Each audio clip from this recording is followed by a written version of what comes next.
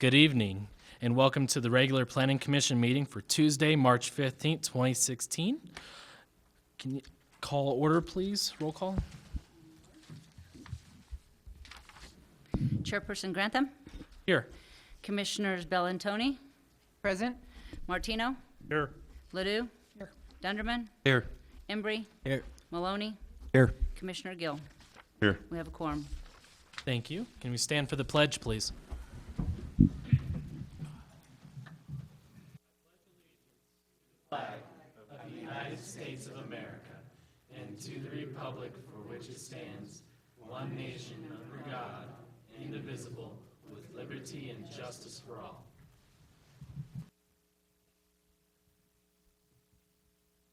Thank you. Can I ask for approval of the minutes from the February 16th, 2016 regular meeting, please? To approve the minutes. Motion has been moved. I'll second. Motion's been seconded. Kathy, can you call roll, please? Commissioner Embry, Aye. Commissioner Maloney, Aye. Commissioner Dunderman, Aye. Commissioner Ledoux, Aye. Commissioner Martino, Aye. Commissioner Bellantoni, Aye. Chairman Grantham. Aye. Approved by unanimous vote. Thank you. Now I'd like to open the public hearing for a special review use at 507 Main Street. This request is for a secondary school in the Central Business District. The provisions of the City Municipal Code, and in particular 17 thereof, the subdivision regulations, and the comprehensive plan of the City of Canyon City are incorporated into the record of this hearing as set forth verbatim. Will the applicant please approach the podium and present your request? If you haven't already, if you would please write down your name and your address and then state it for the record.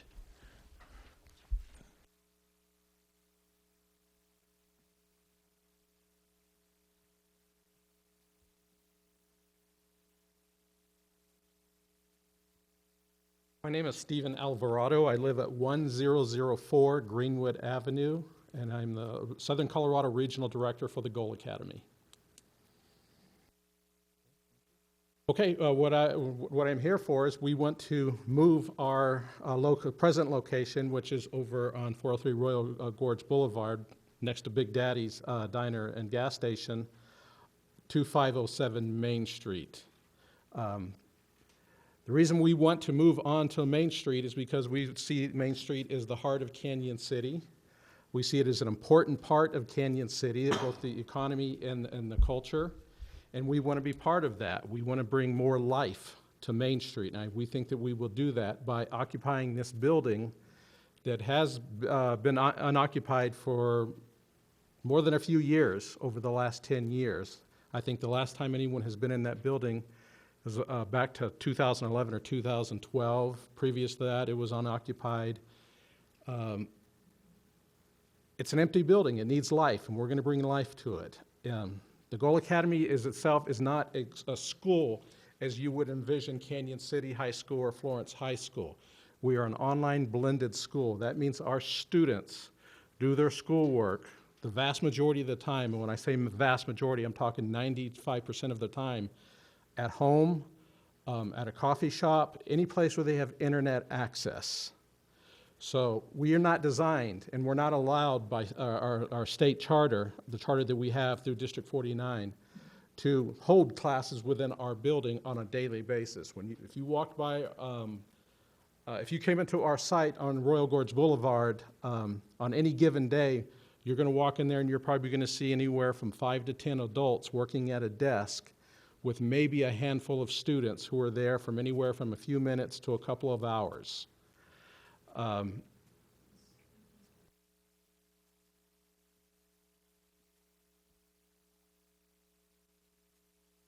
We are a public school. We have graduated over 150 students in Fremont County from our school.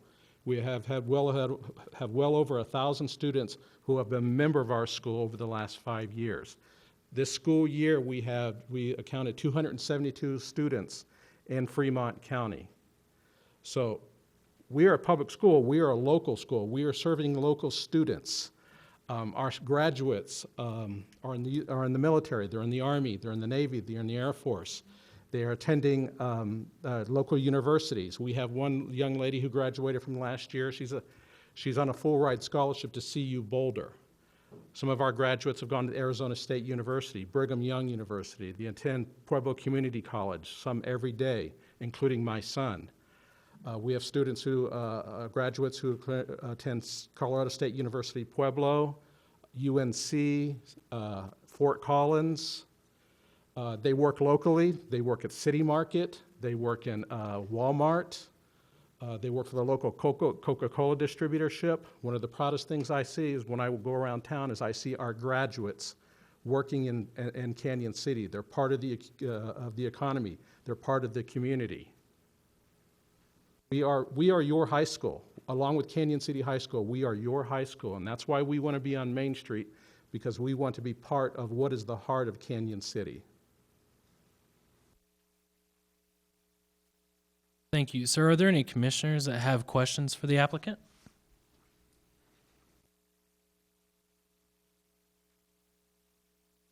Okay. Seeing none,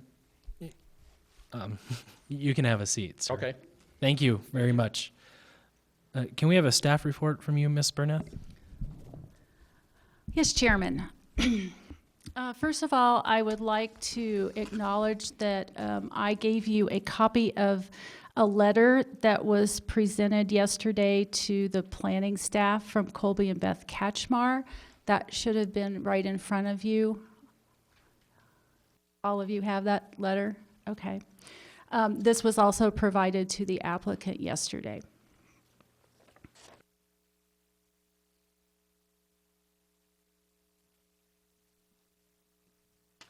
The applicant is asking for a special review use for a school, primarily a secondary school. They serve 9th to 12th graders. And I'm just going to kind of hit on some of the high points and concerns that staff has and some of the referrals, agencies and staff members. First of all, they will be occupying the main floor of 507 Main. The upstairs is an event center that is not planned to be used currently. It's a 45 by 120 foot deep storefront and backs out onto the alley across from which is the Canyon City Public Library. They are intending to use the 3,500 square foot open space concept to house 11 staff members and several computer and desk spaces for students. The school operates from 9 to 5, Monday through Friday. They have indicated in their application that enrollment's about 250. And because it is, as Mr. Alvarado explained, an online school, the whole school does not attend in a regular manner. Staff still believes that that is operating as a school. They have 20 or so kids who come in daily. They have various and sundry meetings, parent-teacher, special on-site classes a couple times a year, short-term meetings, and testing days. And they have traditional holidays as well, school holidays, and they're closed for a 4-week period during the summer. They have indicated that they don't anticipate any significant renovations to the structure. There is existing water service and sanitary sewer. There are referral comments. Those were kind of summarized for you in the staff report, but the full comments are in your staff packet. I will move on to some of the concerns that staff has had. And you'll notice that we did not make a recommendation. We wanted to point out some of the concerns that we have and leave it at that. The use, first of all, the applicant has on their application indicated that they're an administrative use and not a school, although they talk about their use as if it is a school.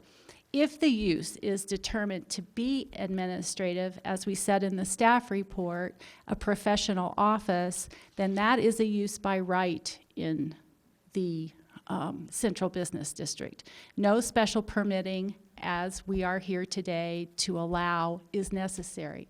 And because it's in the Central Business District, we usually have very minimal site planning requirements. However, the purpose of the special review use, and I excerpted this out of the Title 17 zoning regulations,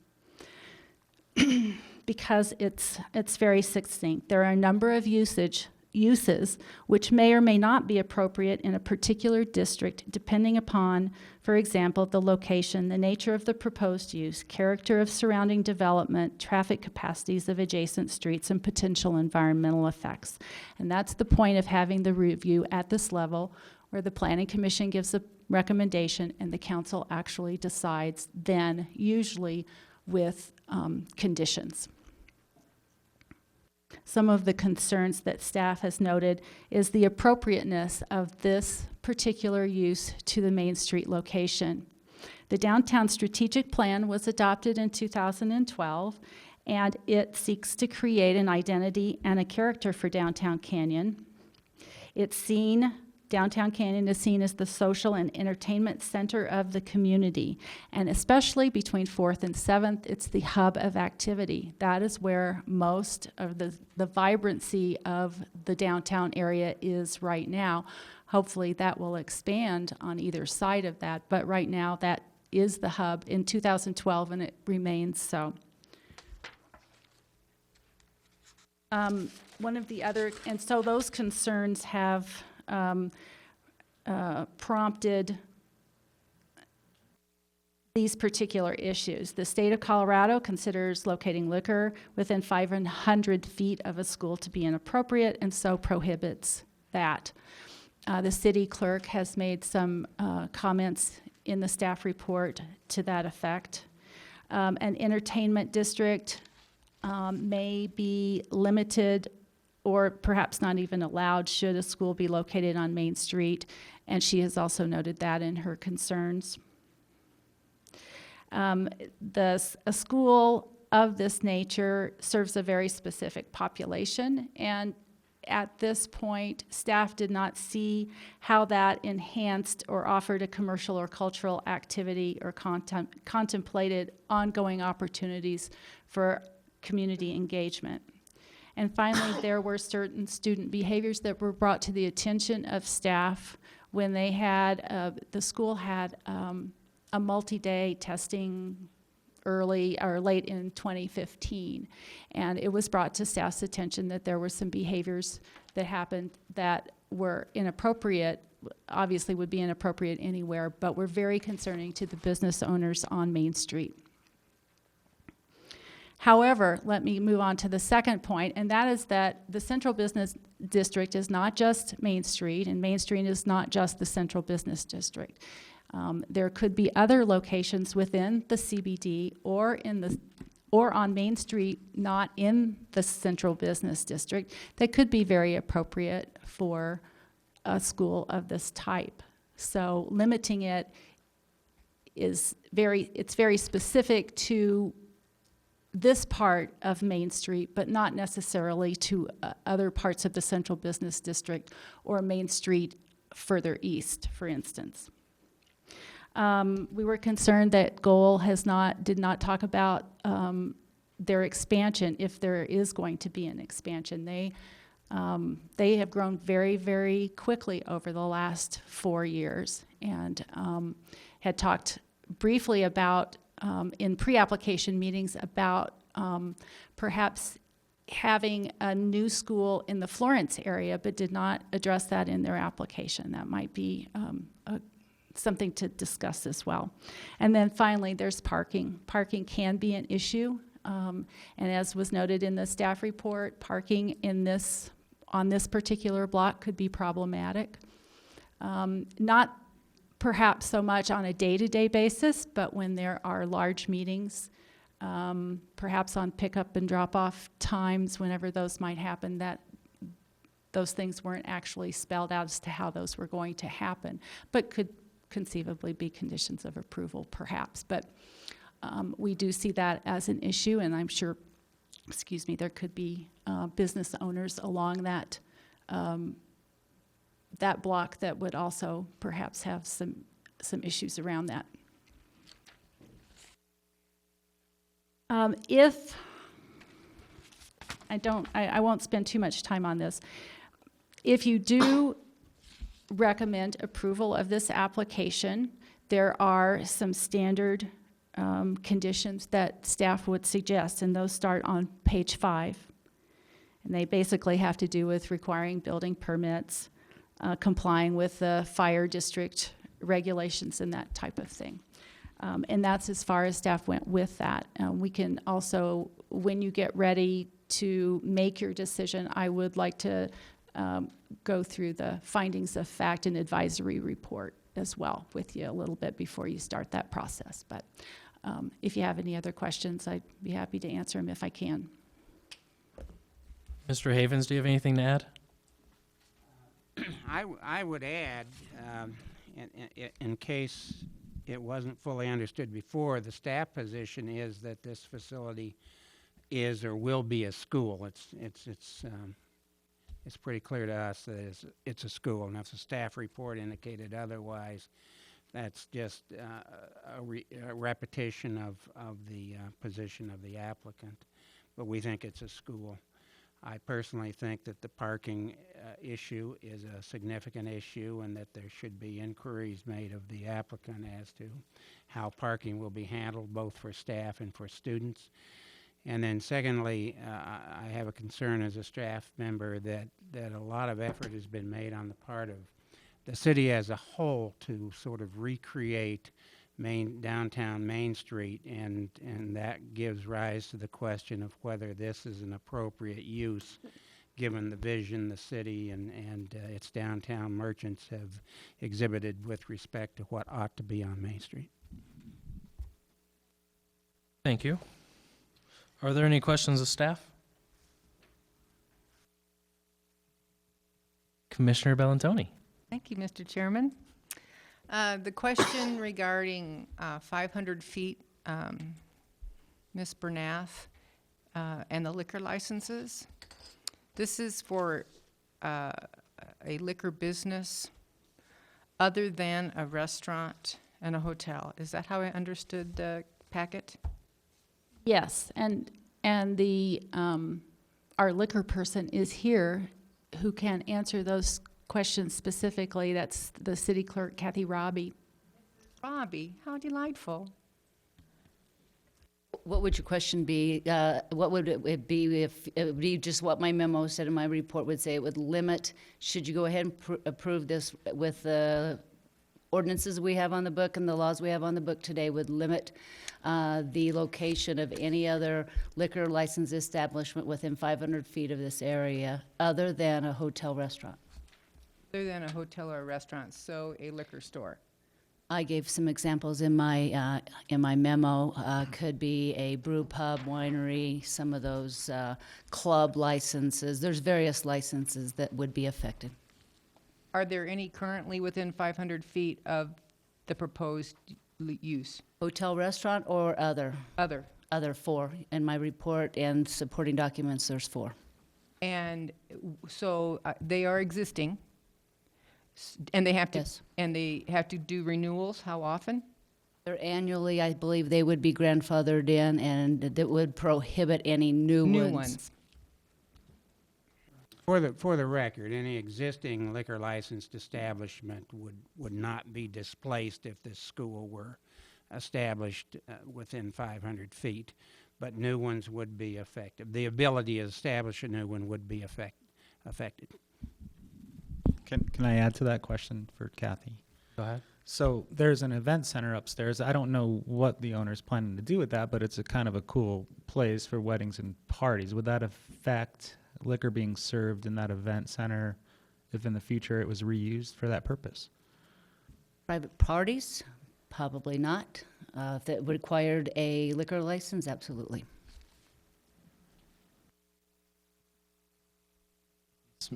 Commissioner Ledoux.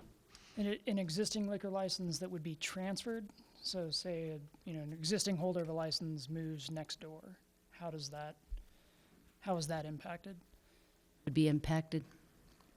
Is that correct, Mr. Havens?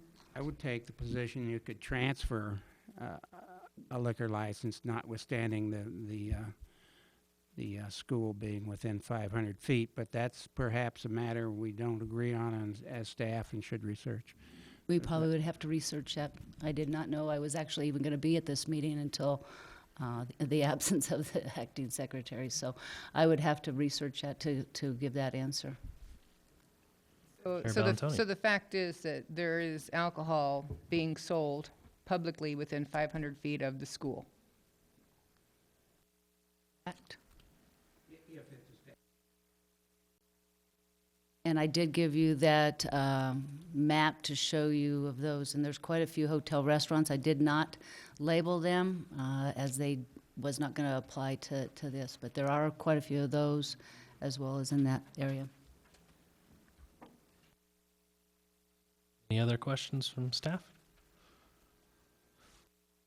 Seeing none, are there any comments from the audience? If so, those in favor, please go first, and against goes last, please.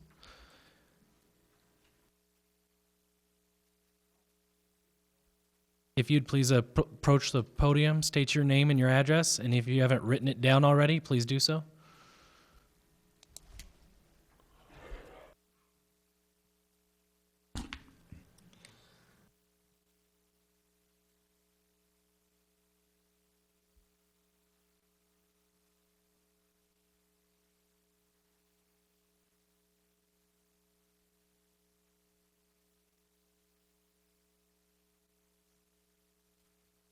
For the record, my name is Alan Van Norman. I'm the principal for the Southern region of Goal Academy that encompasses Canyon City along with 9 other sites in the southern part of the state. I'm also a resident of Fremont County and a former Main Street business owner. I've been through the ranks of Goal Academy over the years. I started as a teacher, and then I became a dean, academic dean, and now I am a principal for a region. And this site is a really important site, and I'd like to speak to 2 topics that have been brought forward. The first is the growth.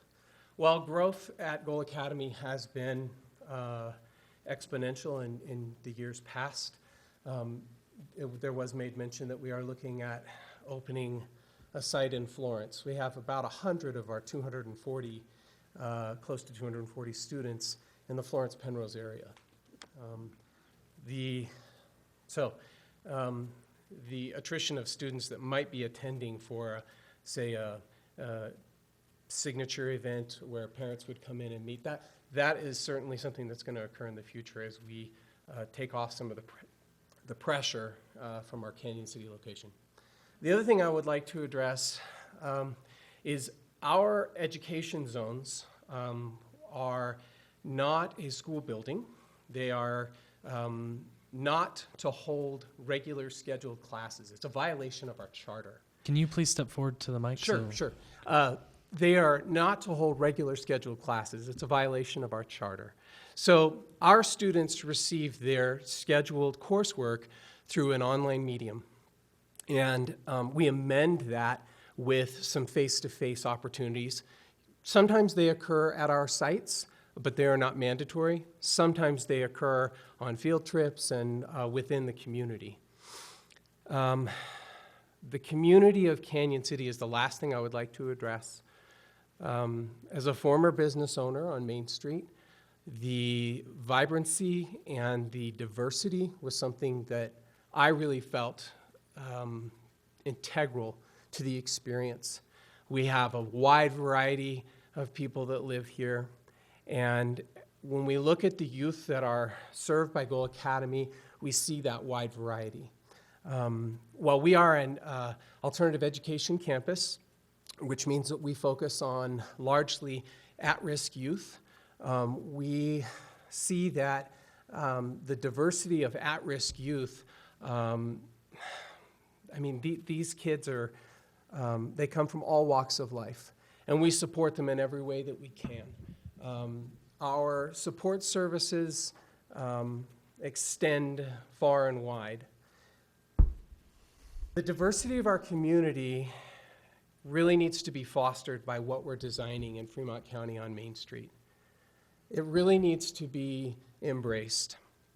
These students are future leaders, future commissioners, future business owners, and with our support and the embrace of the community to support them as well, they can only be more successful. So I would just ask that you consider diversity and remember what Garden Park High School did for us when it was here, not too far from Main Street. We are serving a very similar base need along with a breadth of other students. So please consider that. And that's all. Yes, ma'am.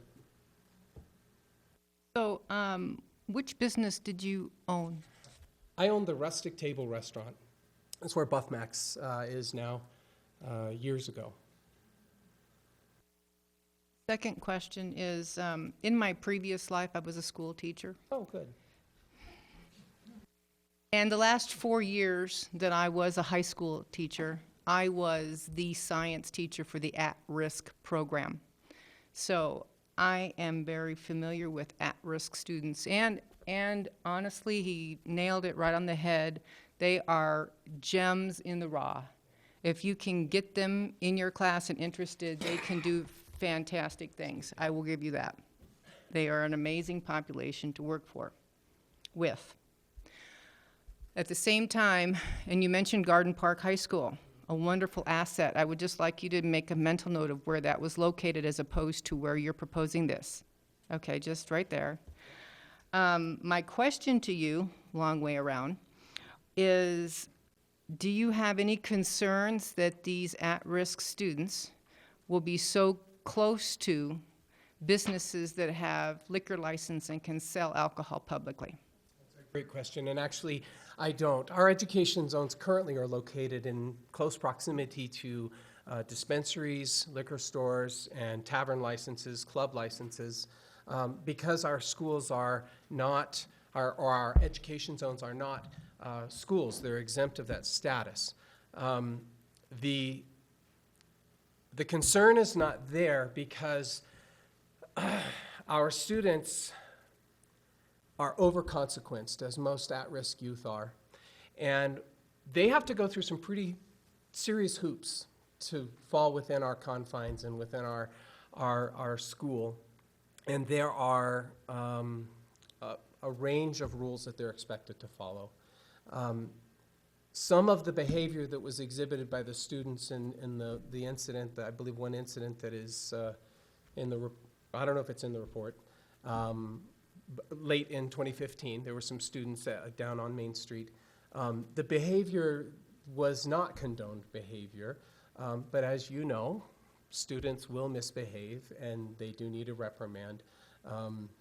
But I would offer to you that if there are specific concerns with some of the youth that are going to, or the youth in general that are going to occasionally frequent this facility, then we have an open discussion about what those concerns are so that we can make sure that those are set into a plan of action, that we can set that into the rules, the site rules, if you will, for the students so that they know when I come in, I'm not to go outside and smoke on the Main Street, for instance. I'm not to be here after a certain time of evening, maybe 5 p.m. when our site closes. It's expected that the students vacate and are not loitering on Main Street. I think there's a variety of ways that we could address the concerns and then still embrace the diversity and allow for the heart of Canyon City to hold close these future leaders, these diamonds in a rough. They really need us. They do. Commissioner Gill. With all of the properties in Canyon City, why would you select this one perhaps over some of the others that might be available that would suit your needs? Well, I personally was not the one that selected it, but I think I can speak to Mr. Alvarado's desire to find a place that was central and close and inviting for our students. A lot of our education zones are located in shopping malls. We don't have a shopping mall to speak of in Canyon City. And the reason they are there is it is a it is a neutral place. If there are any gang affiliations in a community, shopping malls are usually very neutral. They're monitored by leadership in the community, business owners, and as well as local law enforcement. So the location of an education zone, yes, there are other spots in Fremont County. The Main Street location provides some of those accoutrements that come with a shopping mall, but it also gives a historical reference for our students, and it puts them, as Mr. Alvarado spoke to, the heart of our community. Commissioner Dunderman? Yes, sir. I'm sorry. How many staff are going to be there during the day? Approximately 11. 11 staff? And you need 3,500 square feet for 11 staff? Well, 11 staff with plenty of space to spread out and be able to work independently. Our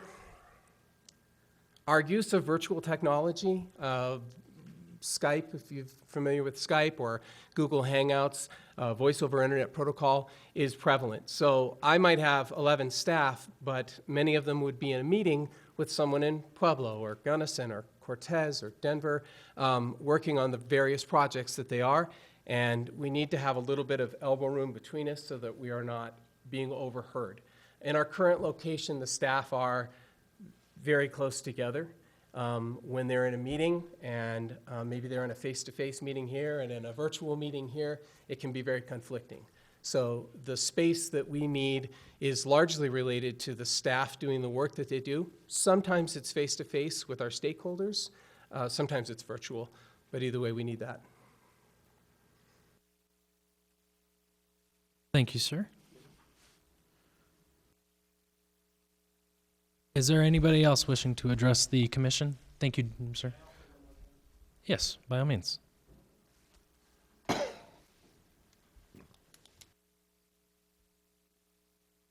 What I'd also like to point out in your packets, you're going to see approximately 40 letters of support from business owners and building owners on Main Street. I would suggest that is the vast majority of people on Main Street, including people who have been our neighbors when we were located on Fifth Street. We started off on Fifth Street back in 2011. We were there for 2 years before we moved to our present location. And the people who are our neighbors signed these letters of support. Our current neighbors, where we are now, signed letters of support. And these are all people who are within the Central Business District. They know who we are.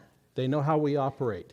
Yes, on occasion, they have spoken to us about some of the things that our kids have done, and we have addressed that. So we have 40 people, 40 business owners within the Central Business District who are saying, yes, we are fine with having them being our neighbors on Main Street. Talk about social activity. Yes, that is the heart of the social activity. I live on 10th and Greenwood. The reason my wife and I bought our house on 10th and Greenwood 18 years ago is we wanted to be close to the downtown district. We're down there all the time. We go to the restaurants. We shop down there. And when we're talking about the social activity, that usually starts at 5 o'clock on the weekends, or on the weekdays and on the weekends. We close at 5 o'clock. We're not open on the weekends. So we're not going to be parking down on Main Street at 7 o'clock in the evening, taking up spaces. We've already spoken to our staff. We've all agreed that if this happens, we will not park on Main Street because we want the area in front of our potential storefront to be open for whoever's going to come by and visit us, whether it's the students, whether it's the parents, whether it's someone who just wants to come by and see what's going on. I don't see us as being very detrimental to the evening activities on the weekend or on the weekdays or on the weekend. Mr. Evans? Alvarado, I may be misremembering, and correct me if I am, but it was my understanding that some of the functions, such as parent-teacher meetings, would go beyond 5 p.m. we had a change in our hours. Back when we first started this process, we were open till 7 o'clock, and since then we have changed. We are now closed at 5 p.m. on Monday through Friday. We're not open on the weekends. We used to be open on Saturdays. We are no longer open on Saturdays.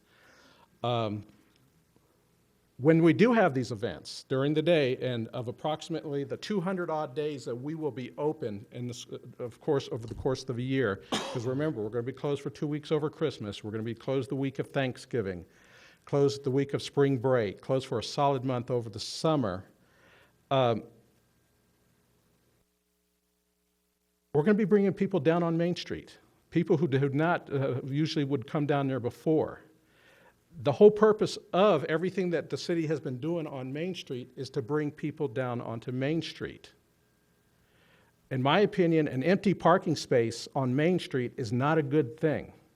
That's one less person who's not down there bringing economic activity or cultural activity to Main Street. So for those days when we will be having up to 200 people coming in through that site, and this is only going to be about 10 to 12 days out of the year, it's going to be bringing people down to buy maybe buy a pizza, or buy a bicycle, or buy furniture, or to buy a cupcake. Regardless of whether they buy anything, the shut-off time is 5 o'clock. 5 p.m. 5 p.m., that's our And hours. is it fair to say that those hours are unlikely to change back to what they were before, or something different than what we're talking about tonight? Extremely unlikely. All right. Thank you very much on that. On the parking, could you address that a little more thoroughly than you did the Isn't first staff time you were up parking? there? Yeah, staff and then students. Well, for the most part, where we are now, our students, most of them, some have cars, but most do not. They're dropped off by their parents when they do come in, or picked up by their parents.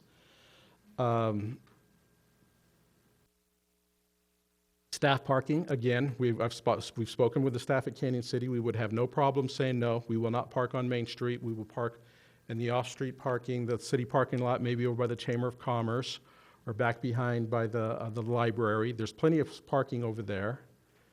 I live 5 blocks from the site. More than likely, I'll be walking. And so, again, we can address just like the issue with the students. We can address the parking. We can make that a non-issue. The ages of your students range from what to what? 14 to 20. 14 to 20. How many are 16 and above, driving age? 50%. Okay. Thank you. That's all I have. But again, we've got to remember that they're not coming into the site on a consistent basis whatsoever. For the most part, on a daily basis, we might have 20 kids over the course of the day, 8 to 5, who will come in. It's not like there's going to be 100 kids showing up and parking their car on Main Street. Any other questions? Thank you. May I ask a question, Oh, please? yes, Ms. Burnett. The gentleman who spoke before you used a term overconsequenced. Can you tell me what that means? Well, or Steve, if he Go ahead, Rob. can. Overconsequenced. Can you go to the mic and actually state this? Thank you. By overconsequenced, I mean they have, over the course of their life, been subject to punitive measures by parents, by the state, by teachers. They're jaded, if you will, when they've become overconsequenced. And it takes a very unique understanding of that, working with at-risk youth, to be able to reprimand them successfully and to hone them into the true shiny diamonds that they can be. And that's what all of our staff at Goal are really, really passionate about. And it takes a lot of work. We have a lot of staff to address as small a ratio of student to staff as we can possibly get, much better than a standard brick and mortar. We invest heavily in our staff for that reason, to address overconsequenced. Hopefully that spoke to it. Thank you. Any other questions for me? Thank you, sir. Is there anybody else in the audience that'd like to address the commission? Any more pros? Please state your name for the record and your address. Rachel Kaplan, 821 Clover Avenue. I also work at the Goal Academy here in town. I do think it's very important to highlight that a lot of the discussion has been about the at-risk youth. We do service a wide variety of students. Out of our 300, roughly close to 300 kids enrolled, I have over 30 enrolled full-time in college. So it's not just the at-risk population, it's also the advanced, the gifted and talented kids who are not able to meet their needs through the local public schools. So I just think it's important for everyone to understand that these are not all just, the at-risk students, that there's also a lot of other students there. And as things have been brought up, like the incident on Main Street where where a student did throw a cigarette, yes, one student did do that. We do address the behavior with the kids. They correct it, they apologize. But I would also like to highlight we had 60 other students at that workshop who did not have any other issues with the businesses downtown. Commissioner Bellantoni. We had a student count of 200, and now I hear a student count of 300. Roughly, So we had that's 276. Well, that's a 30% increase. 276 is the official number. I normally try and go with the round number just for an overall percentage to try and relate the amount of students we have in our accelerated programs as well as our at-risk programs. So 276 was the official counted number.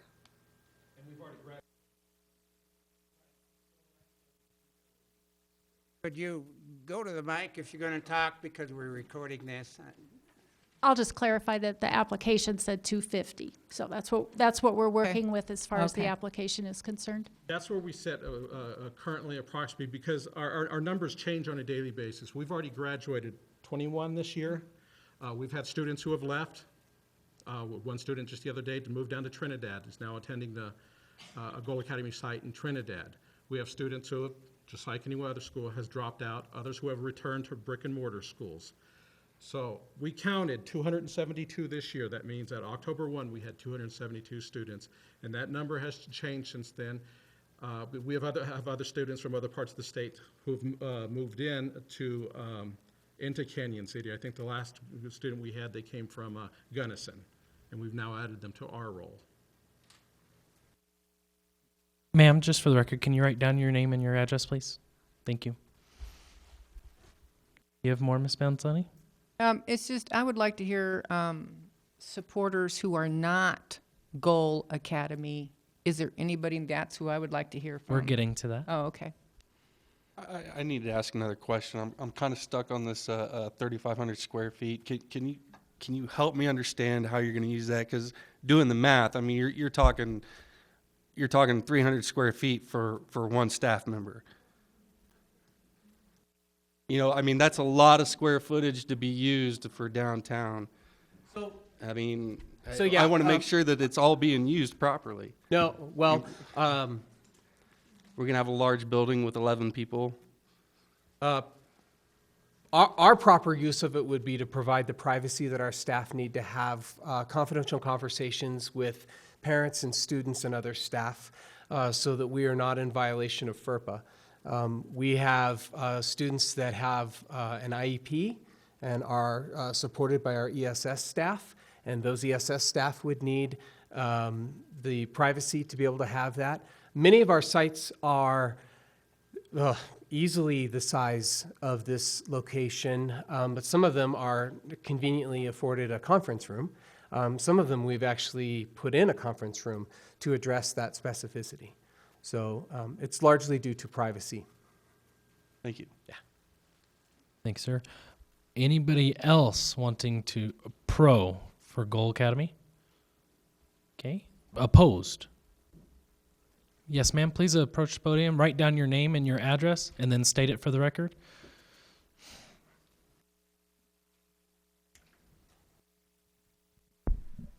I apologize for being so small. Thank you all for your time and listening to me. I'm here to be a voice to some of those that are opposing that cannot be here today, such as the Catchmars and those other businesses there on Main Street, right there next to 507 building. My name is Can you state Darcy- your name for the record, please? My name is Darcy Wiggy. I am the owner of the Dungeon Ink Body Art Studio at 503 Main Street in Canyon City. I've been there for almost 7 years. I have a staff now of 4 people. We encompass a 3,000 square foot building. We have a mezzanine, which is my office, and we do not take over the top portion, which is the original Elks Lodge. The historic downtown in that particular area, we know the history of our building being the original Safeway, Elks Lodge, and the meeting place for the KKK upstairs. Thank you. I do want to touch on a few key subjects that have already been brought up, such as parking. Originally, when we got our building, there was a 2-hour parking limit, and tickets were aplenty. That has not happened for several years, thank goodness, but it still is an issue since they took down the parking area over on Macon. We'd also like to know about tax revenue for the Goal Academy. Will it be a county, state, local tax revenue for the downtown area? And by the way, I do want to commend all those who are encouraging students to continue with their education and finish and be a productive member of society and the merchants of downtown. We are not against the Goal Academy or its principles in any way, shape, or form. That I want to make perfectly clear right now. The other buildings that we wanted to mention that might be more applicable for that specific use might be the Mennonite building down there at the 300 block. It, I believe, is a 400,000 square foot building that is empty now.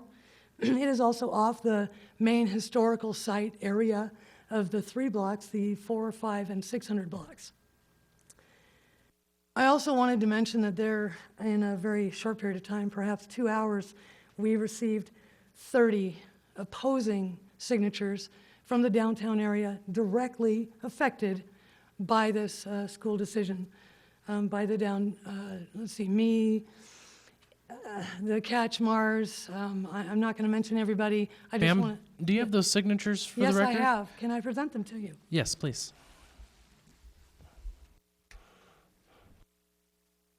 Would you like me to bring them to you directly? You can give them to the city planner, if you don't mind. I don't mind. Thank you. Could you, with respect to those signatures, indicate when they were solicited and signed? Yes, I can tell you exactly. They were on Friday, approximately between 3 and 5. And for those others that didn't sign, I have some extras.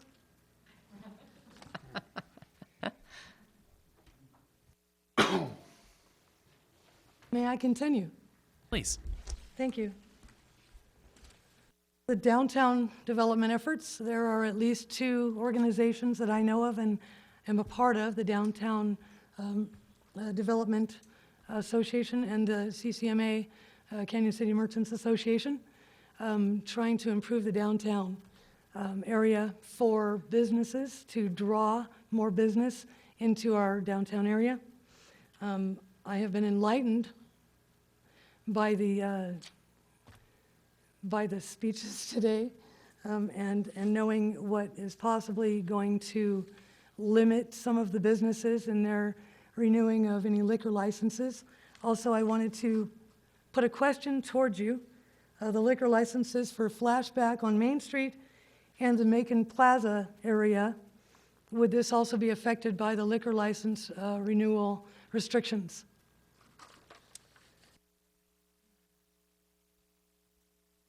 Also, the rezoning, is this actually for a rezoning of the building itself?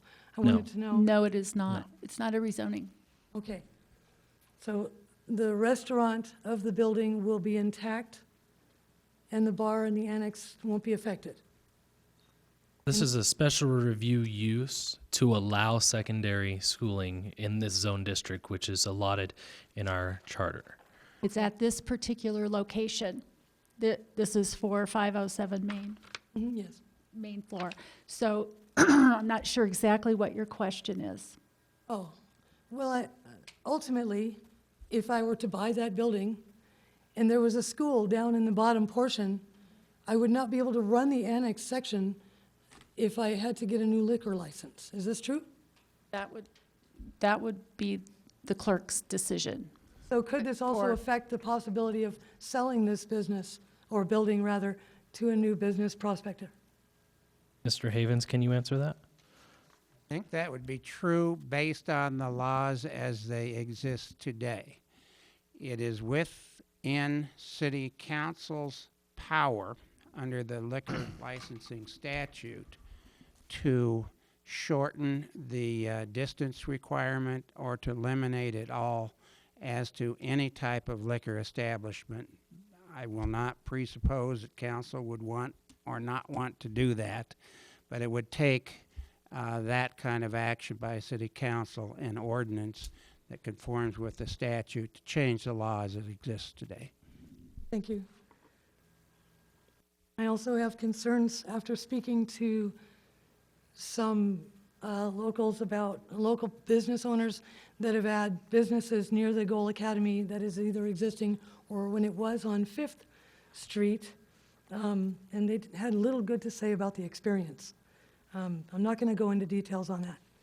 I just don't want to take up too much of your time today, and I know that there are others that probably have things to say. So I just wanted to mention something about the building itself. I can understand why it hasn't been leased or purchased or rented out to another business. I have taken pictures of this building today, and I'd like to read something, if it's all right, from the Historic Society. It was written from 2004 and 2005, a survey for downtown Canyon City, Colorado, the Historic Buildings Survey. And it says, the annex building in which the Bethel Company is located has the prettiest and most expensive front of any store building in this city and costs more than any other building of its size in the city. While the whole of building is substantially built and well finished, the distinguishing feature is the front. I'd like you to see what the front looks like today, if you wouldn't mind. I have two pictures. I also want to mention that there's Start him over there. repeated assaults of tagging on the back of the building that have not been addressed for years.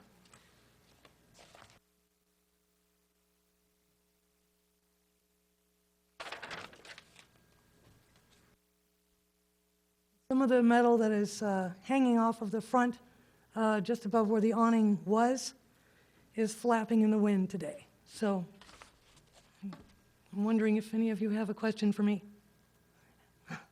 Any questions from the commissioners?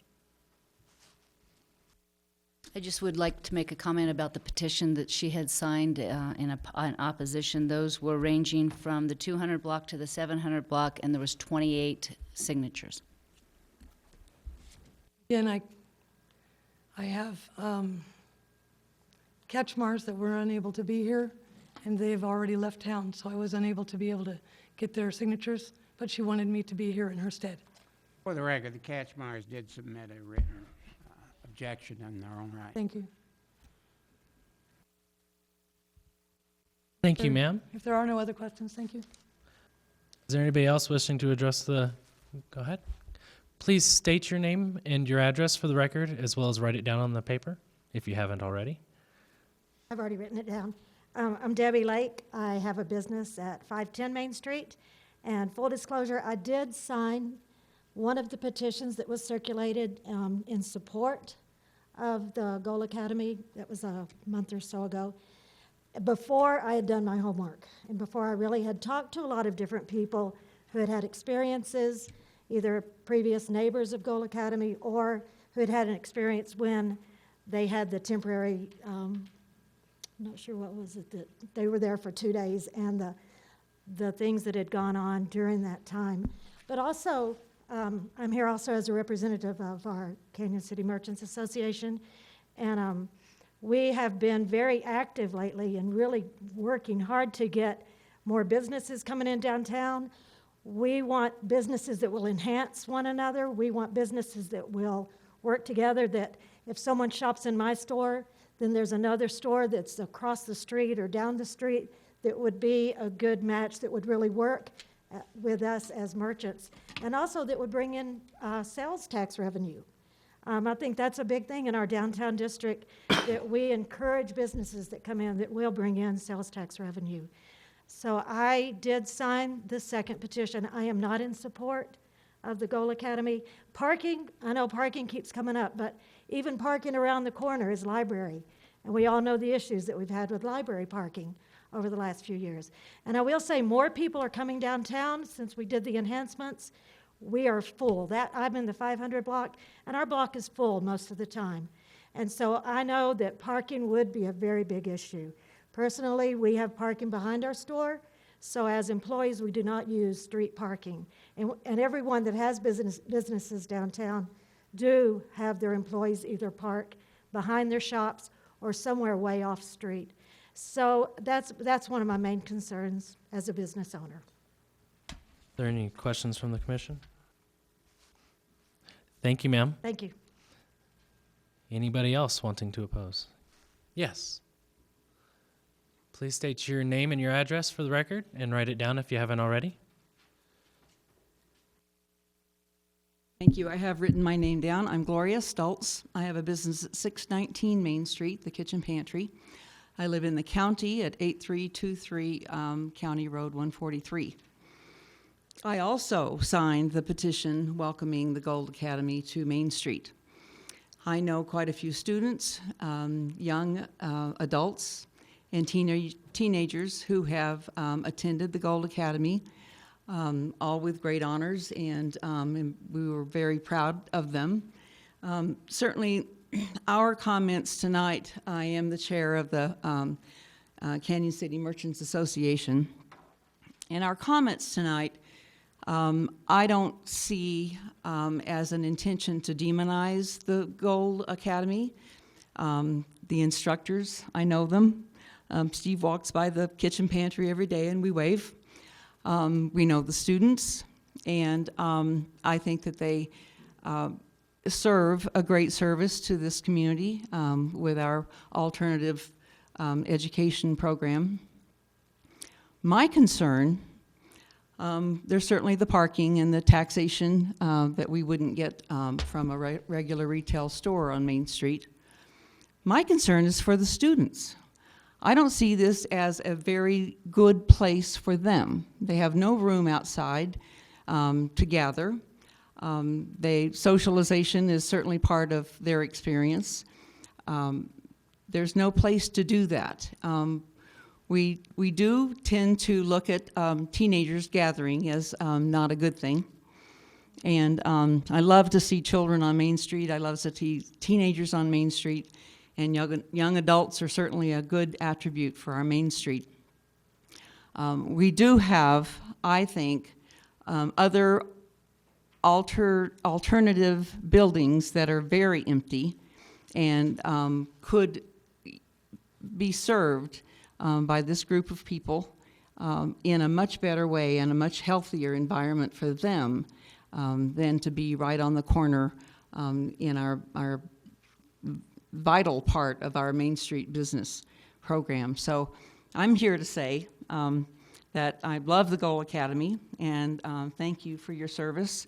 I certainly can sympathize with Janie and having a big building that's empty and wanting to occupy it. But I do think and encourage the Goal Academy to look at some other alternatives that are still on Main Street that might be better served for their population. Angela. Just to be clear, Mrs. Stoltz, so are you withdrawing your support? I am for that location. Thank you. Any other commissioner wanting to address Ms. Stoltz? Mr. Avens. One question. These other locations on Main Street, why are they more desirable than 507 Main? I think the important aspect, as far as my perspective, is that they have outside room. They have outside space for kids to maybe have picnic tables and sit and gather and talk and do the things that they need to do to be socializing. That's not sitting down in front of a computer inside the building. And there are several locations on Main Street that are large that have those opportunities. Or away from this particular block or close to it? Well, a couple of them, the place that Tailored West just moved out of, have a wonderful patio area outside. I just think that it would be a real healthy environment for kids to be able to be outside and not be demonized by people who are watching their every single activity. Thank you. So, you're welcome. Thank you very much. Okay. Anybody else? Would the applicant like to respond to any of the statements before I close the public hearing?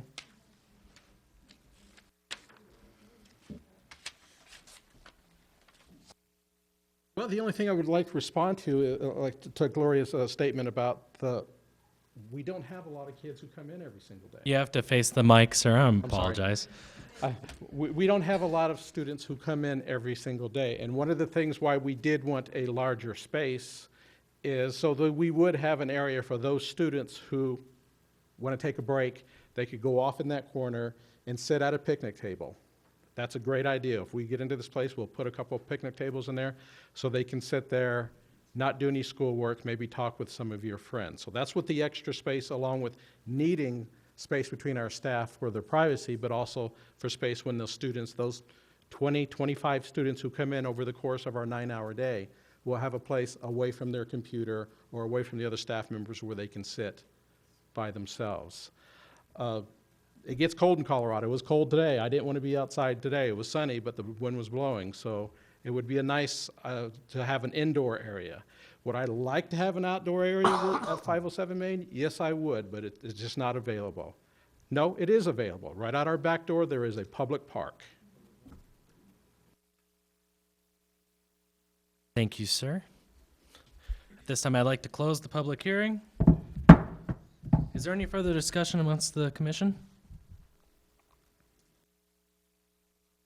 Seeing none, I'd like to refer to Terry, as she expressed she wanted to go over the advisory of the finding of facts. If you could turn to your advisory report, it's right behind the staff report. Because staff did not make a recommendation, we have in items number 2 and number 3 for the findings of fact, I have composed 2 different findings. One in the affirmative and one in the negative, or for or against. You may use some of that, arrive at your own criteria, if you will, if you wish. Number 1, that criteria has been met in that the application has been provided that's complete and accurate, as well as their supplemental documentation and their application fee.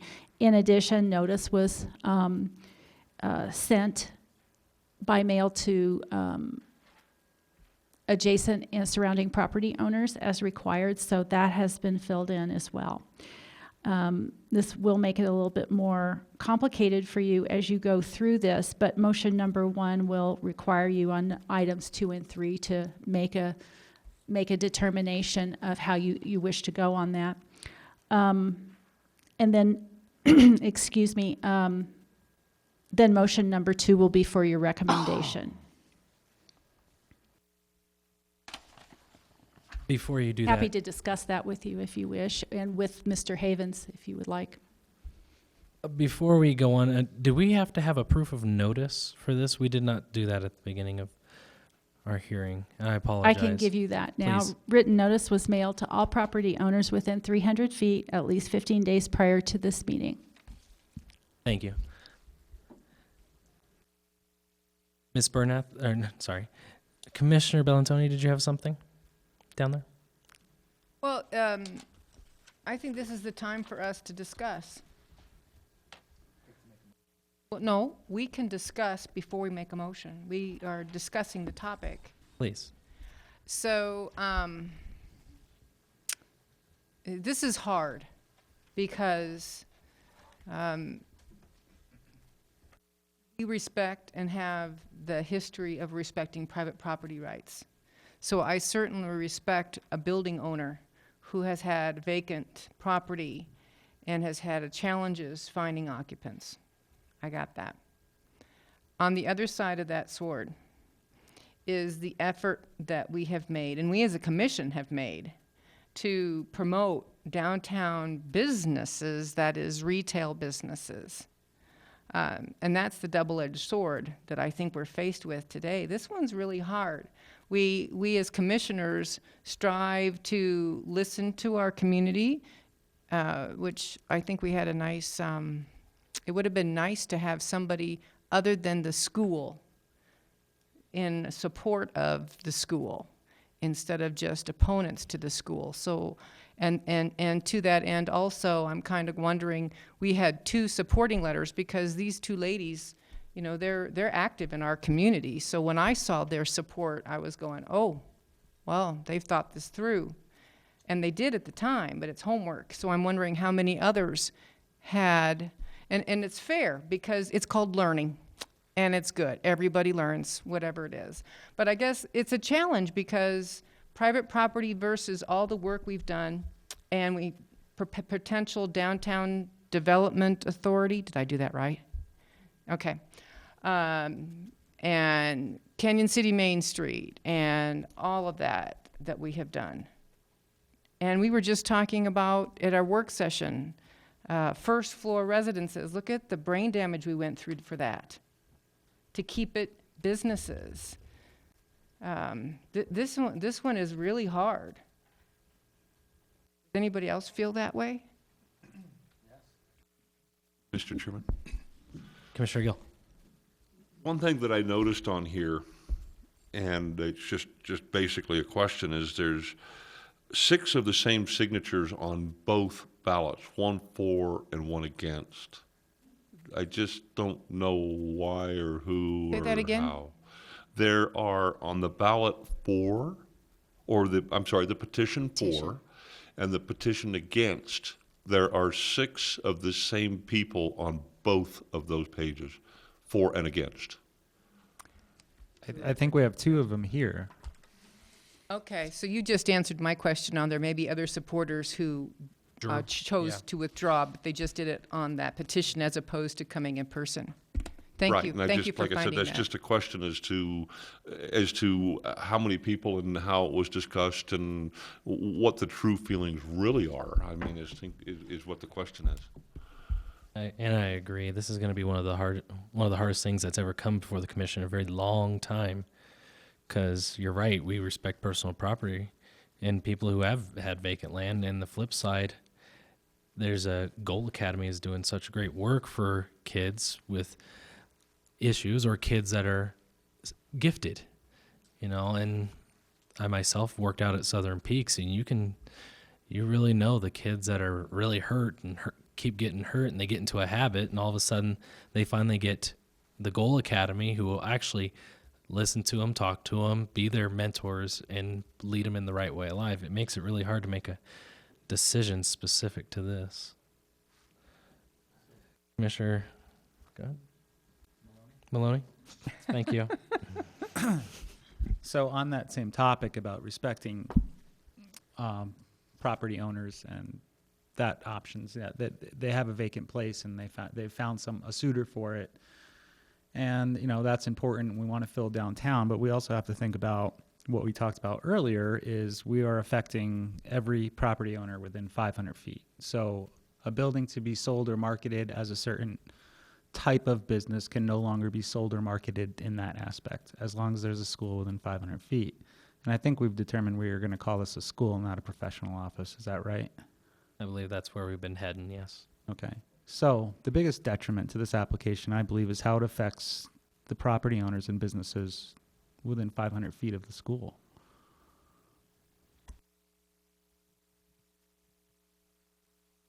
And also, are there more suitable locations? You know, we're all in support of Gold Academy. We're not against it as a business or an organization, but are there more suitable locations? You mentioned malls. Is Creekside not an option, or shops at 4 Mile, whatever we call that?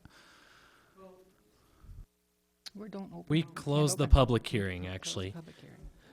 So that'll be that's left up to the Goal Academy to decide such things. And from what we've heard in all the discussions, they have probably more than likely done the research and found that this place is suitable to what they need at the moment in time. Right, right. And I'm not making assumptions. I retract that, so. Right. You're fine. Anybody else? Miss Commissioner Bellantoni, I'll make a motion. go ahead.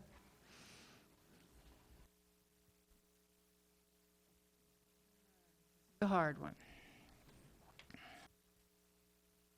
And this is a motion for the findings of fact, which is how we start before we make a recommendation. So, the Canyon City Planning Commission, following consideration of the Goal Academy application for a special review use request, and after considering the testimony presented by the applicant, staff, and others present this evening, and recognizing that notice for the public meeting was properly given as required by law, establish that the application does comply with the requirements and that the applicant has provided a complete and accurate application.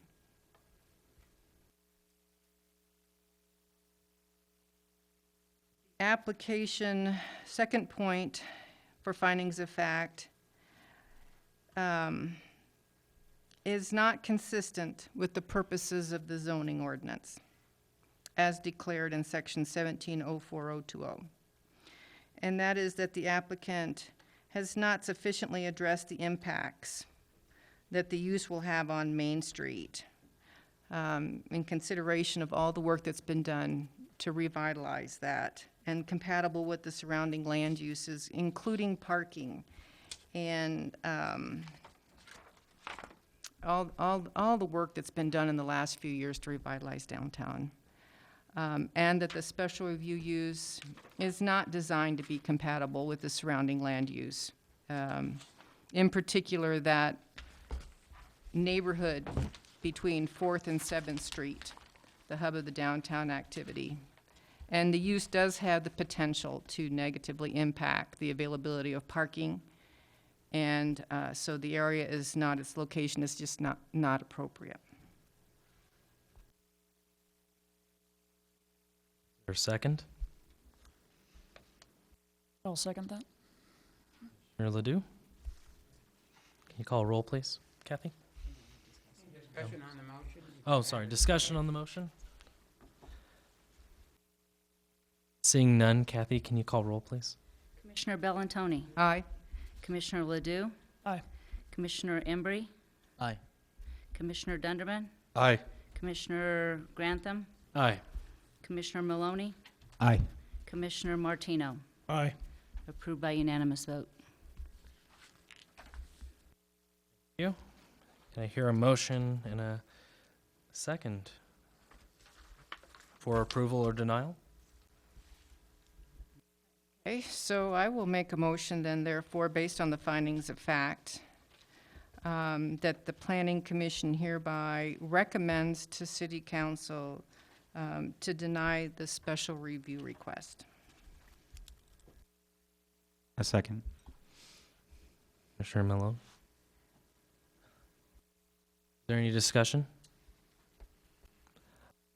I just want everybody in the audience to know this is a really hard decision, and I can see the faces up here, that this is one of those that it's just hard. So I just want that to be known. Kathy, can you call roll, please? Commissioner Bellantoni. Aye. Commissioner Maloney. Aye. Commissioner Ledoux. Aye. Commissioner Martino. Aye. Commissioner Dunderman. Aye. Commissioner Embry. No. Chairperson Grantham. No. Approved by a majority vote. 2 noes, is that? Thank you, guys. Thank you all for all your comments.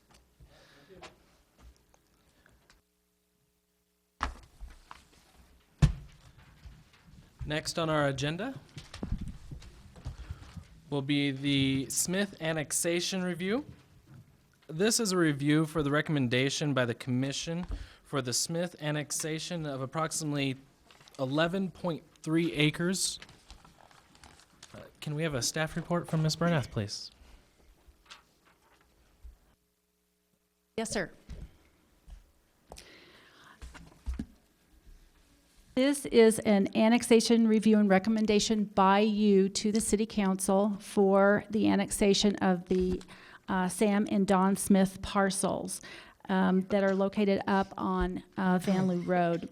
The legal description is in your report, and I'll just go over this briefly and then go through the highlights of the annexation criteria. Sam and Don Smith have filed a petition and they're seeking annexation of their property that borders Van Loo Road to the city. They have two properties that total approximately 11.3 acres, and they are currently vacant. One is an out parcel that is about 1/4 of an acre. It's unbuildable. And the other parcel is a meets and bounds on the bluff above 4 Mile Creek. It is about it's 11.1 acres. After your review, you will make a recommendation that will be forwarded to the council for their consideration at the public hearing that's already been scheduled for April 4th. At their meeting, and I'll back up just a little bit, the council found that the map that they had provided, plus their petition and other information that they needed to provide, which this was on February 15th. They adopted a resolution that is also in your packet that found that the parcel was in substantial compliance and could be considered for annexation. That's what you're doing right now. You will make a recommendation to them. We have referral comments that were provided by the Fremont Sanitation District, the Fremont County Planning and Zoning, the Board of County Commissioners approved the city's request to waive an annexation impact report, and also the Fire Protection District provided some information as well that had to do with development of the lots.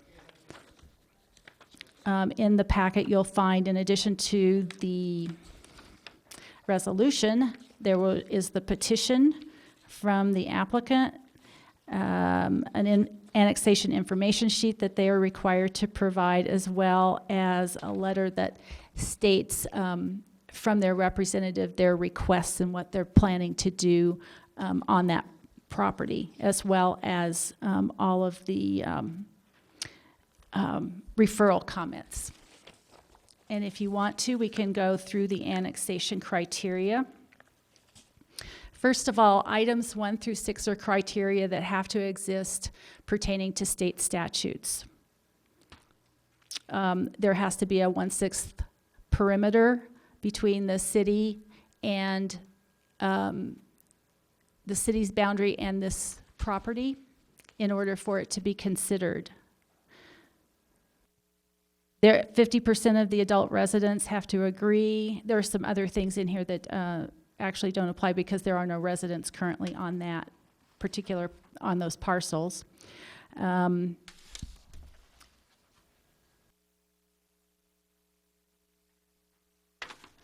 then the city has to be able to provide services, or it's practicable to extend services. Let me add, as to item number 1, if the answer on the contiguity question is yes, there is 1/6 or greater contiguity, the rest of the statute is presumed proven unless there's evidence in a hearing indicating otherwise. Thank you. Sorry, that was, okay, so let's move on to item number 7. This criteria was established by the city so that it could determine whether it's in the best interest of the city and the property owner for the city to annex this property. Item number 7, the land to be annexed can be served within a reasonable amount of time by the Fremont Sanitation District and the City of Canyon City or any other water service provider. The city can serve the property with water. It is adjacent, it is found adjacent to the property. The only issue in terms of utilities is the Fremont Sanitation District. They have indicated that their lines are 750 to 1,000 feet away, and do not require, in their codes, they do not require that the petitioner or the property owner connect to their lines. We don't have any requirements as well, so they will, if you make a recommendation and the annexation is approved, and they build prior to such time as the sewer lines reach their property or reach that threshold, which I believe is 400 feet, they will do a septic system for both of the lots that they're proposing.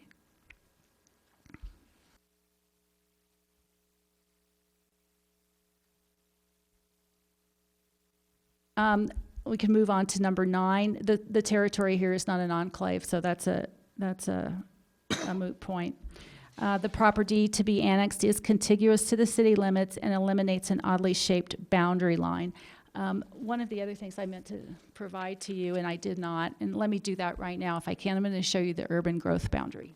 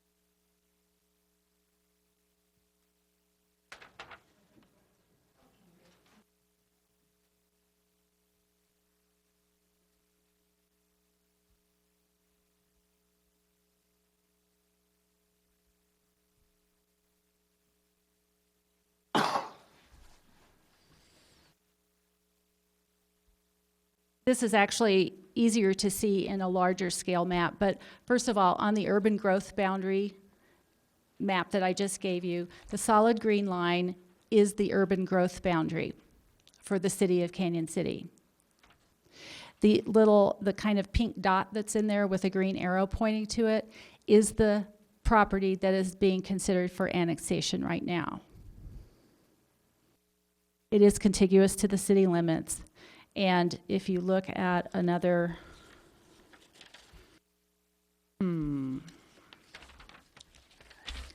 actually more prevalent if you look at your zone district, zone designation application. There is a very strange, odd-shaped line, and this actually does eliminate some of that, just to let you know. The zoning and subdivision regulations and building codes will apply to any development that occurs on the property, as in item number 10. The property is completely and totally owned by Sam and Don Smith, who are the petitioners. There are utilities, with the exception of sewer, that are currently available adjacent to the property. And no capital improvements are necessary to incorporate the property at this time within the city. The roads are there, the water is there. And currently, of course, because it's vacant, it doesn't receive any services. The property. Can I ask a question? Are you sure this, I'm sure the area can be served with water. Is this property within the Park Center Water District by any chance? Did you check that? No, it's city. Oh. Adam and I were. Okay, It I is failed the to ask the city. city engineer that. You did, so. It's on the bottom Bless of the you. hill. The Park Center Water District is below the bluff to the north. I didn't This want is to it. create an impression we would provide water if it's in Park Center. No, it is definitely in the city's water district. The property owners will pay water tap fees and stormwater impact fees prior to development of the property. They have submitted a subdivision exemption plat application to adjust the current property lines for the creation of 2 buildable lots. The land use category in the comprehensive plan shows that it is designated, that this land is designated for future growth and development activities where public utilities and/or services may be available within a 20-year planning timeframe. There are no nuisance or hazard conditions that have been identified. Future improvements, water tap fees and stormwater system fees will apply to the development of this parcel as it proceeds. Development of the property is suggested to be minimal. Again, just 2 buildable lots, 2 single-family homes.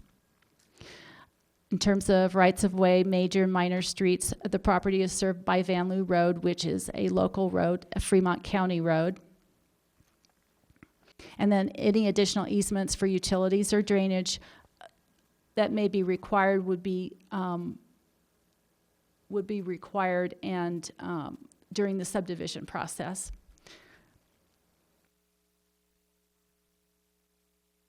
It meets all of the boundary line requirements of item number 23. And the property will be subject to the city's property tax levy, which is item number 4. If you wish to change any of that, have any questions about any of that, please let me know. We can go through this. And otherwise, you can discuss, make your recommendation. There would be 2, if I'm not mistaken. One would be to determine that the annexation, which is item number 5, is in the best interest of the city of Canyon City and the property to be annexed. And then the other would be to make your recommendation. Mr. Havens, do you have anything to add? Yeah, just for the record, the city have determined that this finding, this recommendation, would be as suitability. It's not required by statute, but the city council determined that it might be a good exercise for the benefit of the city to have both planning commission and council consider not only eligibility, which must be found or there can be no annexation, and suitability, which is a local thing. And what you're doing tonight is recommending with respect to suitability. Any questions of the commission to Mr. Havens or Ms. Bernath?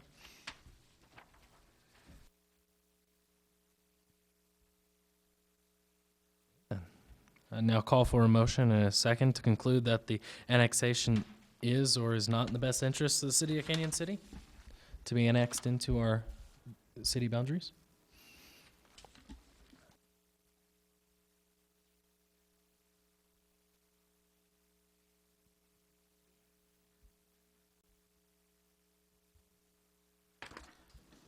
I'll make the motion. Where do you want me to start reading? You might look at item number 25. Put your spin on it. I didn't do a findings of fact on this one. So we're determining item number 25. That's just what we're discussing right now. We're determining the eligibility for this property to be annexed inside city limits. Suitability. Suitability. Okay, so I'll motion that this annexation has been determined to be in the best interest of the city of Canyon City and the property to be annexed. Do I So need it to would be a list- yes? So that'd be a yes. Who seconded? I I'll apologize. second it. Martino? Any discussion on this? Seeing none, Kathy, can you call roll, please? Commissioner Maloney, Aye.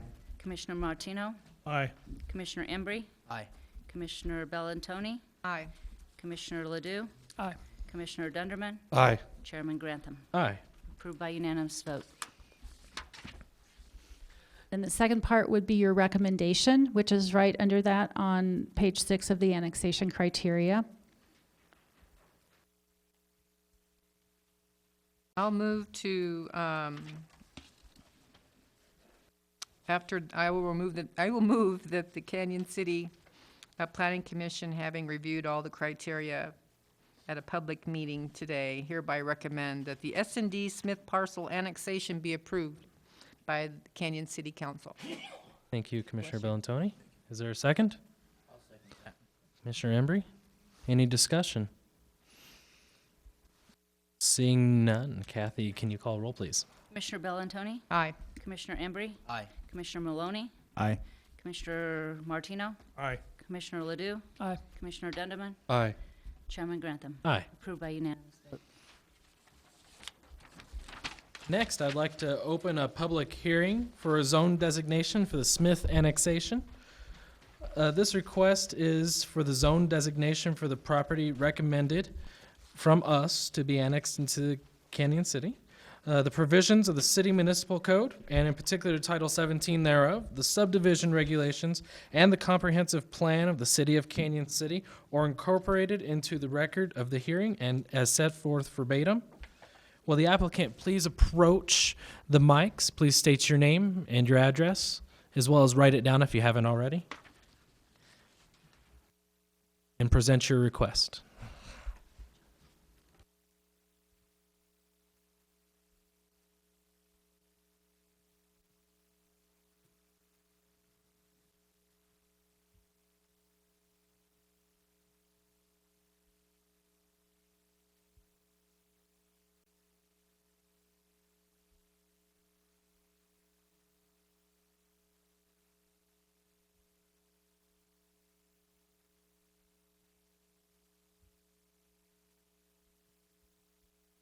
Well, you could sign in early, I'd have done that. Good evening, Commissioners. My name is Randy Reeves, and I'm with Cardinal Point Surveying, and our address is 4601 Eagle Ridge Place, and that's in Pueblo. People ask me where that's at, and I tell them it's next to the animal shelter.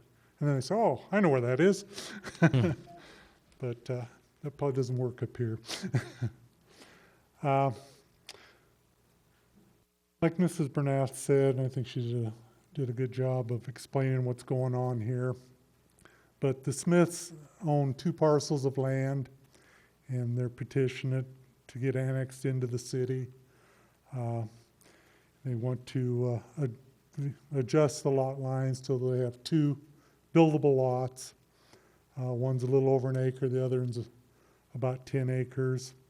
And the reason that they're requesting the annexation is they're planning on constructing a new home on the bluff there on the larger parcel that overlooks 4 Mile Creek. And the reason they're asking for the annexation is because they want all the services that Canyon City has to offer. The property is currently vacant, and it's within Fremont County, and it's in the agriculture suburban zone district. And we're requesting compatible RL, rural living, Canyon City zone district for this property.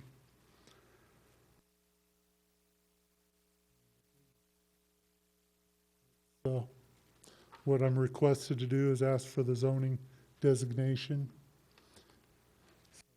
Are there any questions of the applicant from the commission? For the record, both of these resulting parcels will be suitable for RL treatment. They meet the criteria. Either the planner or Mr. Reeves could answer that. You're referring to the size of them for the individual sanitary disposal systems? Just the Canyon City Code criteria for RL parcels. Oh, they're both. Both of these will meet. Yeah, absolutely. They more than meet the minimum size and frontage and, yes. Thank you. All I have. I think the minimum is about 1/3 of an acre, and the smaller ones a little over an acre, so yes. Any other questions from the commission?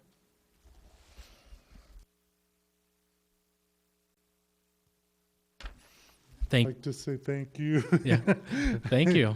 And I'd appreciate recommending the approval onto the commission, the Thank city you. council. Thank you. Can we have a staff report from you, Ms. Bernath? Yes, sir. I'll start with the notice. Written notice was mailed to all the property owners within 300 feet, at least 15 days prior to the public hearing, and the property was posted. That was not in my staff report. That was an omission. I apologize for that. I'll just hit on the points that Mr. Reeves did not. The RL zone district and all of those requirements, the yard and bulk requirements and everything are in your staff packet. The RL zone district requires the largest minimum lot size, which is 15,000 square feet, and allows for single-family home development and rural activities, including agriculture. Van Loo Road is a paved road and has good access. The property can be served with utilities, including city water, and no new services will be required. And we've already talked about the septic systems that will more than likely be used on these two properties, depending on when they actually build. It is in conformance with the comprehensive plan, and in that this zoning designation suggests the lowest density allowable and the uses that are compatible with surrounding uses and services that are available. There is some Sunrise Mesa is just to the south, the residential development. There is a larger lot, residential development just to the west across Van Loo, and then there is also larger lot development to the north of this that is also in the county. So this 11 acres is surrounded by almost surrounded by residential development. We did send out notice to 26 property owners. We did have a few property owners call and request information. No one had any concerns. There was a gentleman who was adjacent to this property, I think to the north, and he did have a concern, although he did not write it down, and I don't believe that he's come to the hearing. He did have a concern about setbacks. Went through that with him as to what the setbacks are for RL. If he had concerns, he may have written them or attended the hearing, but I don't know that he's here. So staff recommends approval of this application, and if you have any other questions, I'd be happy to answer them for you if I can. Commissioner Bellantoni. What is the setback from the back of a parcel? RL, I believe it's the line that the gentleman who called in was concerned about. well, that could be a side. That would be a side setback.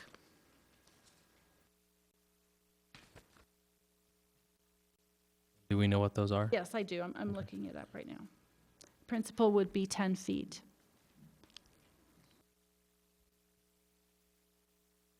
An interior side setback could be as little as 10 feet.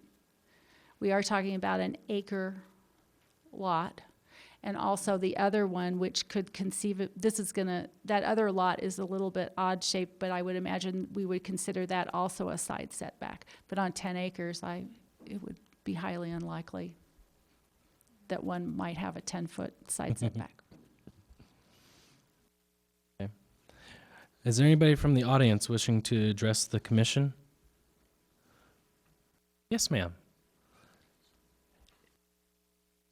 If you would please state your name and your address for the record. And if you haven't already written it down, would you please do so? Thank you.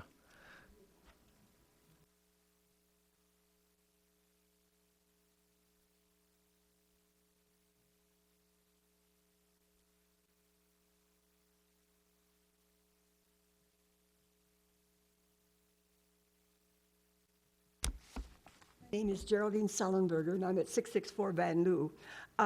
My question is more personal. I want to know if this means that all of the homes on Van Loo Road now are going to be zoned city instead of county. No, ma'am, we are only doing a zone change for this particular two properties. Okay, because we were understanding that we were going to be changed.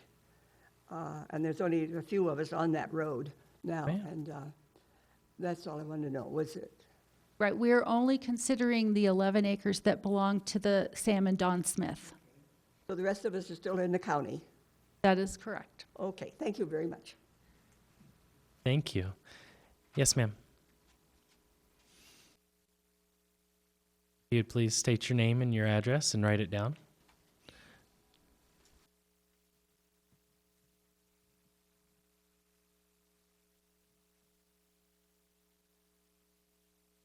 Hi, my name is Sherry Moore, and I reside at 700 Creekview Court, which would be directly on the larger parcel that they're looking at. I have no problem with the annexation. My concern is with the R through L zoning. Article number 17 states manufactured home. Article 18 states modular home. Our concern is that if this is rural living, that in the future, Mr. Smith can come in and put a manufactured home or a modular home, which would decrease our property values.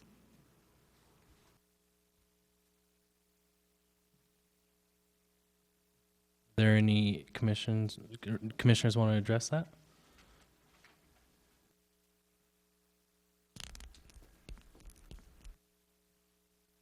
Mr. Havens? That would be true, the way the law is written now. Unlikely, but true. I would strongly suggest that you reevaluate that. Again, I don't have a problem with the annexation.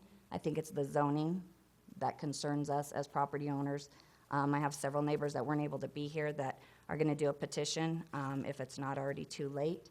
The way that the letters were sent out to the adjoining property owners, there's a lot of our neighbors that did not receive those letters because they are not the ones directly there, but there are, I don't know if there's 12 or 14 of us that have acreage on Creekview Court, and we're very concerned about Mr. Smith bringing in modulars or manufactured homes.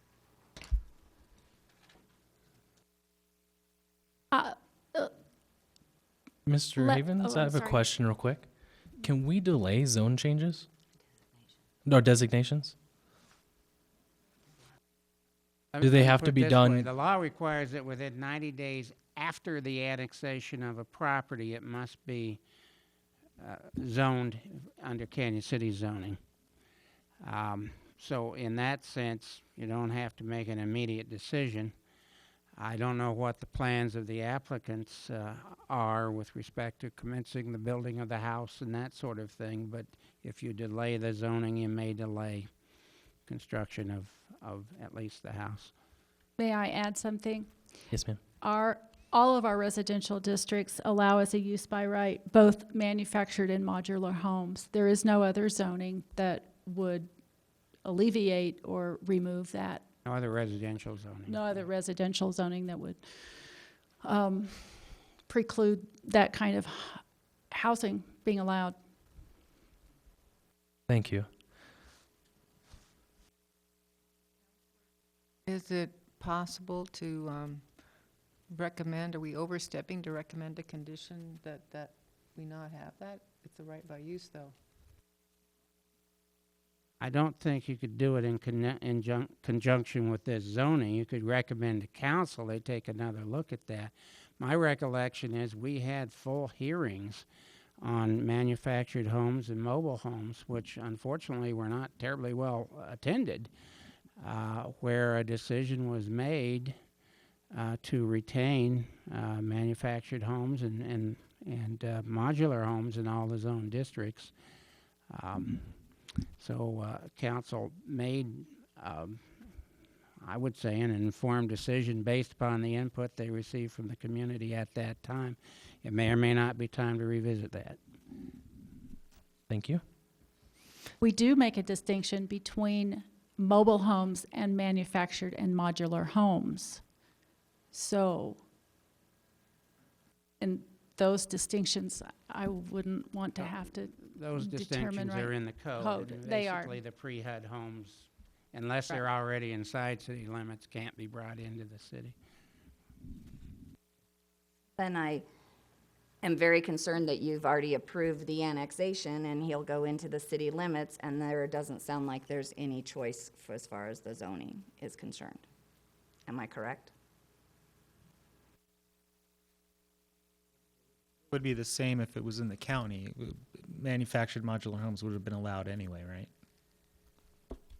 So, but I mean, just because there's a right to do something doesn't mean it's going to happen. But as the planner pointed out, every residential zone district in the city allows for these things. If you look around the city, most that's new is stick-built. Most, but there's no Most. guarantee once this is approved that he cannot come in and put a manufactured or a modular home I on don't, there. and I think I just answered the question. I don't think the approval of RL zoning could be conditioned upon the owner of the property committing to only stick-built homes. The better remedy, if there's a need for a remedy, would be to eliminate those types of units from the list of permitted uses, and that'd take a different process and an ultimate decision by city council through an ordinance, with a recommendation from this body, by the way. Thank you, ma'am. Thank you. Is there anybody else in the audience that would like to address the commission on this zone change designation?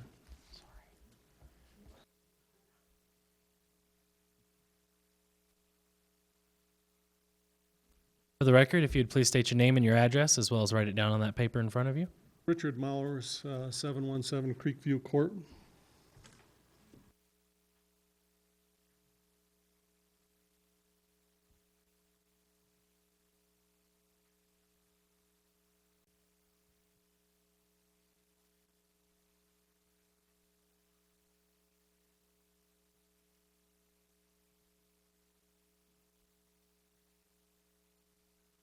I guess my question is probably that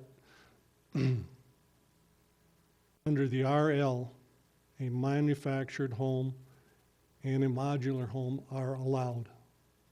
Is that correct? But yes, we just went through that. I just wanted to make that clear. Permitted by right, I guess, would be the best terminology. They don't have to go through any process. Has the applicant made, and this might not be the right venue, any proposal for building sites? Not at this time. They're in the process of creating those lots.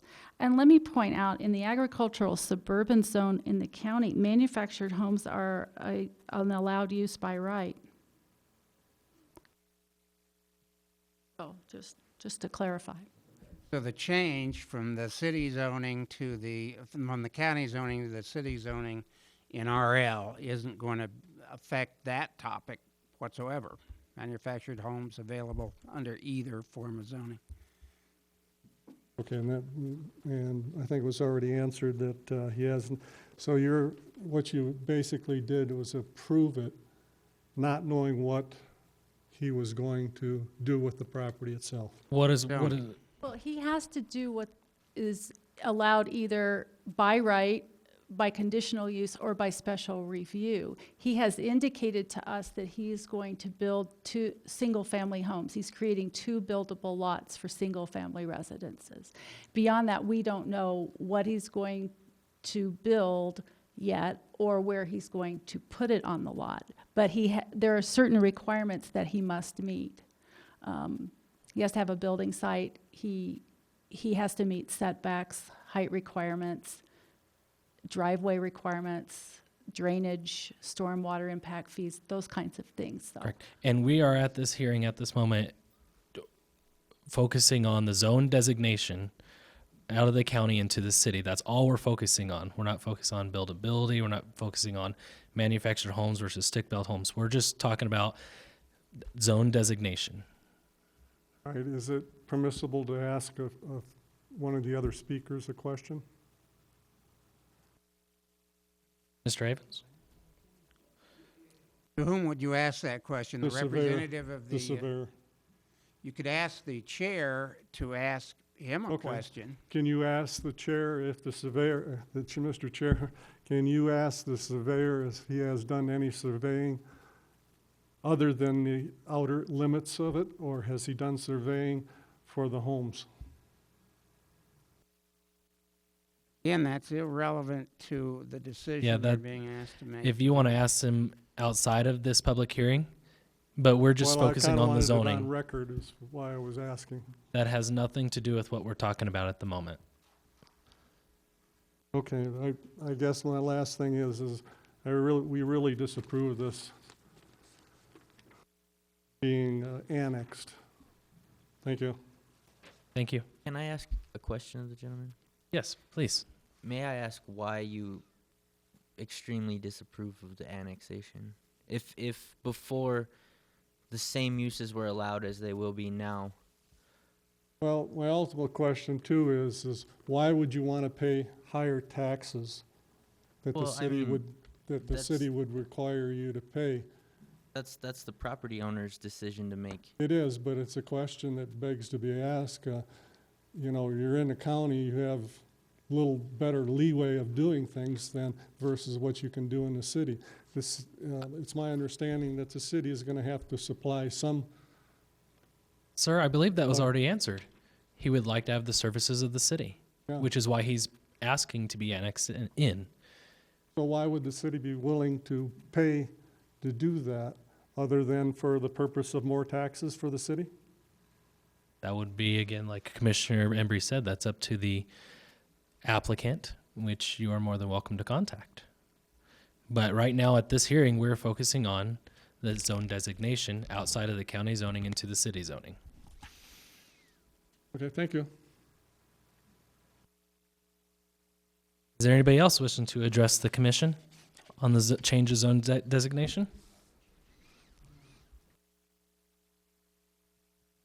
Seeing none, I'd like to close the public hearing.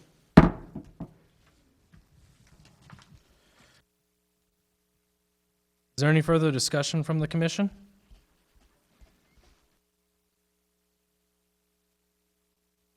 Seeing none. I'd like to now call for a motion and a second of the finding of facts. We did not provide a findings of fact. Oh. In this particular, what I- we, if, we, you know, Mr. Havens, we discussed this earlier. And on zone designations, there has not been in the past a findings of fact. If you find in the, or make some motion in the affirmative, a bill for ordinance will be prepared to take to the council, or whatever decision you may make. The reason for that is this is an initial zoning as opposed to a zone change where there are specific criteria. Criteria, gotcha. Okay. Thank you but for we the still need- We clarification. still need the two motions that are right here on our paper. Call for a recommendation, I believe, is what we have. But she's got these two right here, yeah. I apologize. I am Well, I will do not in it. my packet. Commissioner I don't know Bellantoni. I will be happy to make I'm the sorry. motion that Planner Bernath, apparently, you missed there. Here comes Councilman Gill to the rescue. I would like to make the motion that the Canyon City Planning Commission, upon conducting a public hearing on the Sam and Don Smith zone designation for rural living. And after considering the testimony, city staff, and the discussion, that public notice was properly given, and that the proposed zoning is appropriate for the properties being annexed, and will be consistent with the overall land uses and zoning within the surrounding area, absolutely. And that the proposed zoning is consistent with the policies and growth of the comprehensive plan because it's infilling. I second that motion. Commissioner Dunderman? Is there any discussion? Seeing none. Kathy, can you call roll, please? Commissioner Bellantoni. Aye. Commissioner Dunderman. Aye. Commissioner Embry. Aye. Commissioner Martino. Aye. Commissioner Ledoux. Aye. Commissioner Maloney. Aye. Chairman Grantham. Aye. Approved by unanimous vote, no, your recommendation. Thank you. Now can I call for a motion and a second of recommendation to City Council? I'll move. Commissioner Maloney.